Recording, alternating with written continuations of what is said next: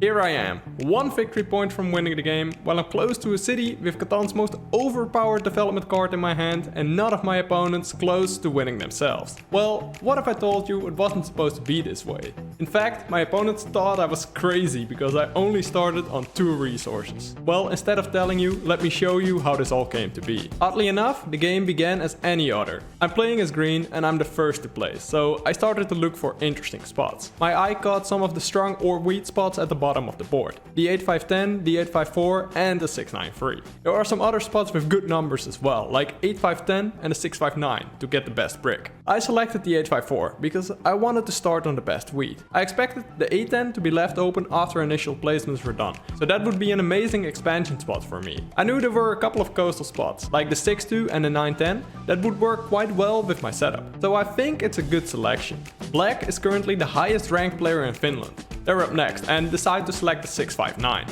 In Catan, you want to position yourself for either the largest army or the longest road. The 6-5-9 gives you strong wood brick, so it means that black will be one of the candidates to take the longest road alongside the player settling on the 6-3-11. It's a great selection because you get the spot with the best dice odds, the best brick and the best wheat, so you're likely able to trade many cards. Blue selects the 8-5-10, and you really can't go wrong here. No matter what 4th player selects, you will have a good setup. The road placement is a mistake. You'd much rather have the port expansion than the 5-2. Unless blue made a prediction that 9-10-2 will be left open, which might be true, because blue is Slovenia's 2nd highest ranked player. Red selects the 6-9-3 and the 6-3-11, creating a well-balanced 5 resource setup. The only problems are that you are dependent on the 6 and the 3, which could lead to issues if one of these numbers doesn't roll as much, and you also lack reliable wheat production. Expanding to the 6-2 with the 3-for-1 port helps a bit with both issues, but let's not forget it's one of the coastal spots I was looking at to perhaps build on,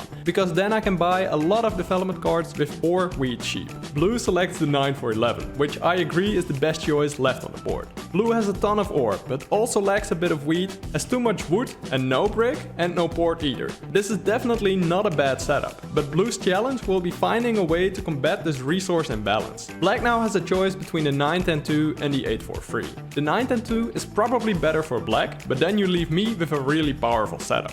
So black selects the 8-4-3, which is good for black as well. Black's challenge will be getting ore. All other players produce more ore than wheat, so black has an excellent position to make trades for ore. The 8-4-3 selection leaves me with a difficult choice. I think the 4 best options are the 9-10, the 6-11-12, the 9-10-2 and the 6-2. So let's break them down one by one. The 9-10 gives me ore, wheat, wood and brick, which makes it easy for me to build cities and roads. I'm not beating blue for the largest army or black for the longest road with this type of setup. I could trade ore for sheep with black, but I'd hurt that trade relationship by taking away black's best expansion spot. Red wouldn't mind it if I take the 6-11-12, because red has plenty of other spots to go to with the 6-2 and the 9-10-2.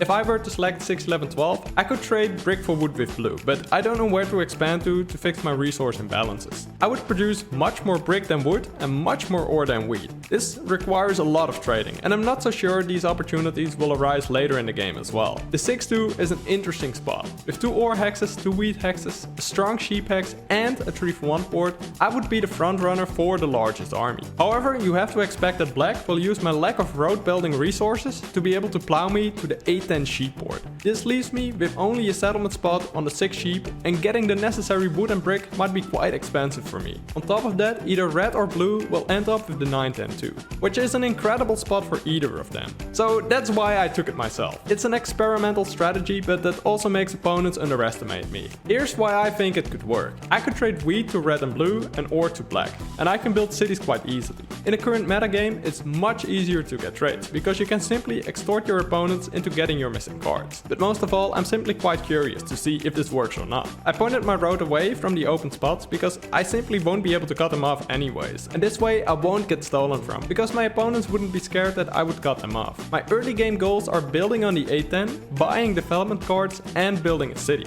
The game starts and I make a trade right away. I give wheat to blue while I receive a wood. This trade brings blue closer to his city, because he already has 2 ore, and it brings me closer to a settlement on the 8-10. I cannot say the 8-10 is that good for me, but there's no way I win without it. I'm off to a slow start because I haven't built anything even on the 9th turn of the game. Fortunately, my opponent started off slow as well. Here I'm trying to get a wheat to build a city. I even offered 2 ore for 1 wheat alongside 7 different trade offers, but no one is dealing. So I end up trading 4 ore to the bank for a brick. And I built a road to the A10. Normally I'm against bank trading my ore, but I feel like this setup has different rules because I produce so much of it. A big advantage of playing these wild setups is that your opponents believe you're less likely to win. Therefore you get easier trades and less blocks. Red certainly believed I wasn't playing a serious setup and also didn't block me the first few tries. We also had some fun with chatting, which might have helped too. A few turns later, Red is the first player to build the city. And I do the same only 1 turn later. A positive thing I've noticed of being the second player to hit a certain milestone is that people generally give most attention to the first person to do it. The same is true for Catan. If you're the first person to get your 3rd point, you're more likely seen as the leader opposed to the second person to do it, even if it's just a moment later. 7 turns later, Black builds a settlement on the 9th end, which is a powerful spot with a 3-for-1 port that helps Black build the city faster. And I know I gotta make some moves as well, so when Red offered sheep for wheat, I knew only me and Black had sheep. So I asked for a second sheep, knowing that Black has very little use for sheep and Black isn't as likely to accept a deal like this. Red accepts the deal to build a settlement, and now I have 2 essential cards for my next couple of goals. The settlement on the A10 and development cards. Another 5 turns later I have a massive hand of 8 ore and 2 sheep. Now I could buy a development card by trading in 4 ore for 1 wheat, but I felt like that would be a waste because I produce so much wheat already, so unless I draw a Year of Plenty or a Monopoly from the development card deck, that wouldn't be my best move.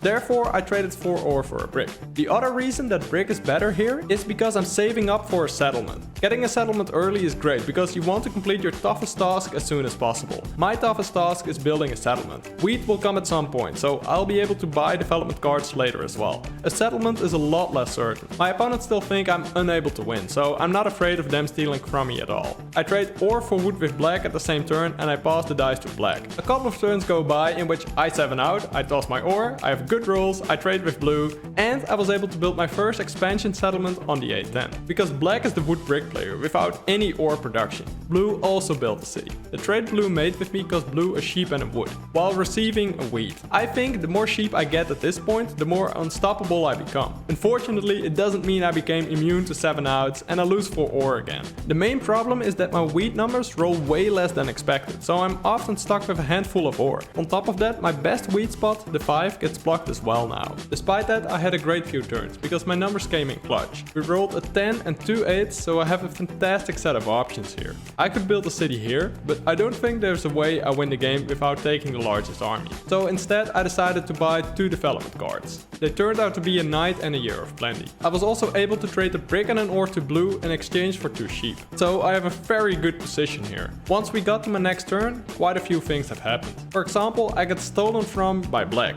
This is the first steal on me in the entire game.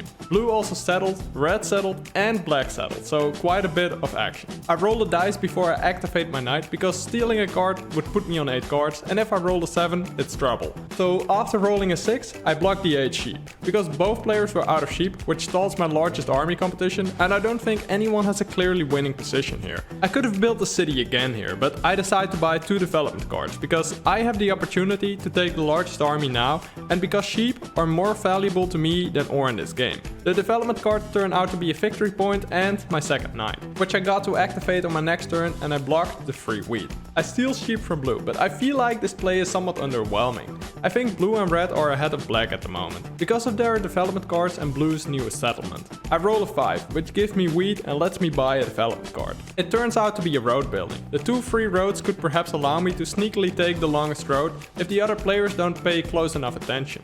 I also trade brick for another sheep with Blue. It seems like Blue doesn't have a 3rd knight this turn, and this is where Blue made a mistake. Instead of trying to buy a 3rd knight and securing the largest army, he built a settlement. At this point in the game, settlements will not give you return on investment, because there's simply not enough rolls left in the game. On top of that, you lose the largest army almost certainly now. Blue doesn't know I don't hold any knights, but you only win the game if you take the largest army, or if you get a lot of victory points, or if you can fish for monopolies if you don't get the largest army. When it's my turn, I will try to buy a knight for sure, but first I must downplay my position a bit to avoid some unfavorable robbers coming my way. Red takes the longest road, so now Red has 7 or 8 points with that unplayed development card. The first thing I do is to buy a development card, And this development card turned out to be the best card of them all, the Monopoly. But that's not all I did this turn, because I trade 2 of my ores to black in exchange for 2 sheep. So I buy another development card, which turns out to be a victory point, so now I'm at 6 points. And we're still going, because next I play the Year of Plenty to buy another development card.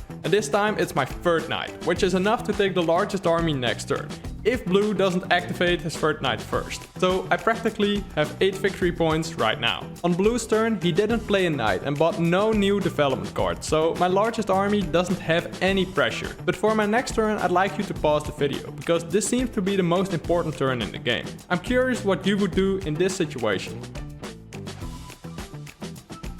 I decided to play the road builder to create a settlement spot on the 5-2, while stopping blue in making a play for the longest road. Once we get to my next turn, we see that all other players have bought a development card.